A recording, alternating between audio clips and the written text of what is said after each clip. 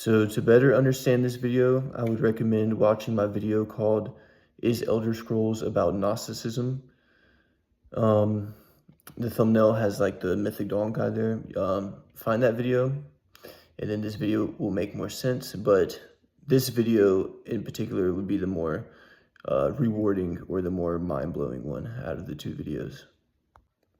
So if we understand that people in Elder Scrolls live in a state called Mundus, so it's a state of dreaming, and you understand that Chim is basically to become lucid in the dream, so it's like awakening. Once you understand that, it's kind of inferred that the character you're playing as is achieving Chim, because your character isn't like living like an NPC doing the same thing every day. You know, you're going on quests and things.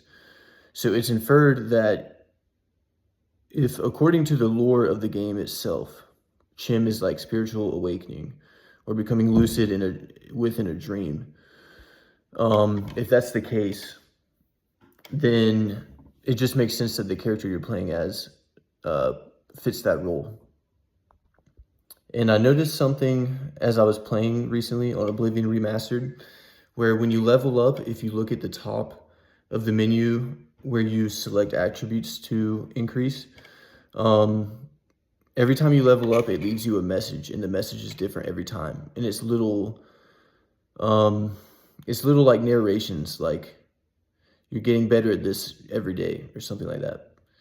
And so I want to dive deeper into this concept of the natural initiate. So in a lot of different forms of mysticism, they believe that there's such thing as someone who is initiated into knowledge of the spiritual, but by God and not by a human cult. So the idea is that what human formed cults do, like groups of people, what they do to initiate people is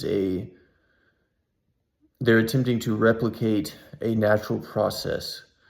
So it's a natural process of initiation by ordeal. So when I say ordeal, it's things that just happen. So just the way your life unfolds. And these messages that it leaves you in the game as you level up, it sounds like the narration of a spiritual awakening. And the main antagonists in the game are basically a cult, the Mythic Dawn, which is funny because, like I said in that first video, there is a cult in real life called the Golden Dawn. Another thing I mentioned was how there's symbolism in the fact that every Elder Scrolls game has a tutorial where you begin in either in a dungeon, you're either like arrested like in Skyrim, or you're in a dungeon and the tutorial is always breaking free. So I believe that that's symbolic of the process of, you know, reaching Chim or becoming lucid in the dream. You have to break free from subconscious patterning in like your mental dungeons, your metaphorical dungeons. So in Oblivion, once you reach level 2, the message it shows you on that menu is basically saying it's as if you were sleepwalking before, and now after the events of the past few days, you are suddenly awake. And I just want you to think about that. A lot of people that say they have these kinds of life-changing experiences, like paradigm-shifting, you know, epiphanies and things, the real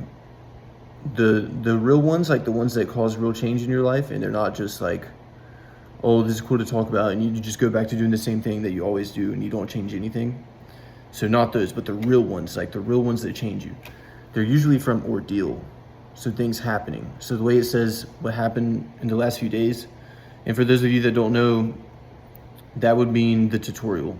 So in the game, you probably get to level 2 like right after the tutorial. So it's saying when all that stuff happened, where you broke out of prison and the main quest begins, it stirred something. So it's as if you were sleepwalking before, and now you are awake. And so things happen to people where they see the nature of reality differently. So maybe they're an atheist, and then things happen and they believe in God. You know, Tucker Carlson basically says that he was attacked by a demon. Little known fact, well, probably not anymore, it's probably well known now, but Tucker Carlson says that he was attacked by a demon in the middle of the night, and that's when he became, religious. And Carl Jung, as much as people maybe in psychology like to make Carl Jung just academic, he believed in a lot of weird stuff. He basically had experiences where he hallucinated and talked to like entities and stuff like that. And a lot of people believe that that's why his work was so profound. It's because of those experiences. So he had a different perspective. And a lot of this stuff sounds crazy, but a lot of the people that say this kind of stuff are really successful and have done things. Like Tucker Carlson is successful. Carl Jung changed psychology forever. Another good example is Nikola Tesla. It's well documented that he invented a lot of things. And according to, I don't know if there's proof that he said this. It might be documented, but they say that when he was old, close to when he died, he was at some kind of like award ceremony.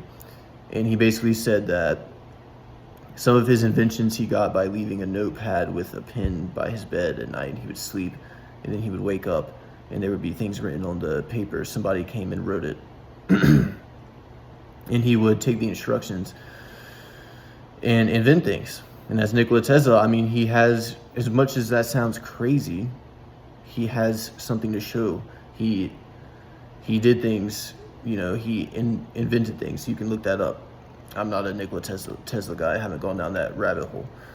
But, these people have done things with their lives. So maybe you don't be closed-minded, But I'm going to come with more in a more organized presentation. I'm going to have to make a whole PowerPoint about this topic because the Elder Scrolls lore is really deep. So I'm going to get into that. Let me know in the comments if you like this kind of stuff. But this is Younger MMA. I'm out. Peace.